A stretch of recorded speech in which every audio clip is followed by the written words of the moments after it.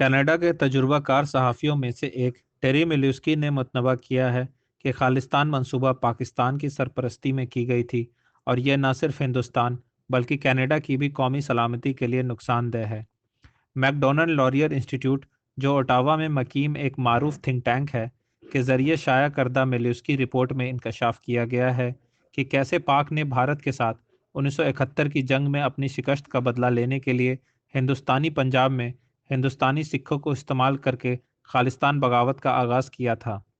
بھارت نے مشرقی پاکستان، بنگلہ دیش میں مداخلت کی تھی تاکہ پاکستانی فوج کی طرف سے کی جانے والی نسل کشی کو روکا جا سکے، اور اس کے نتیجے میں اس نے مغربی پاکستان سے آزاد ہونے میں مدد کی تھی۔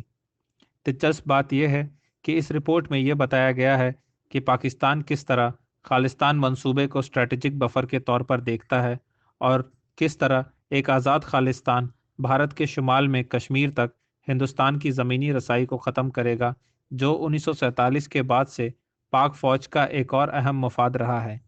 خالستان منصوبے کی منطقی غلطی پر روشنی ڈالتے ہوئے میلیوسکی انکشاف کرتے ہیں کہ کس طرح علیحدگی پسند سکھوں نے سن 1984 میں ہندوؤں کے ذریعے کیے گئے 1000 سے زیادہ سکھوں کے قتل عام کے بارے میں اونچی آواز میں اور مناسب طریقے سے شکایت کی، لیکن 1947 کی تقسیم ہند کے دوران پاکستان کے نام پر قتل عام میں کم از کم 1/4 ملین سکھوں کے لیے انصاف کا مطالبہ کرنے کے لیے کوئی ریلیاں نہیں نکالی۔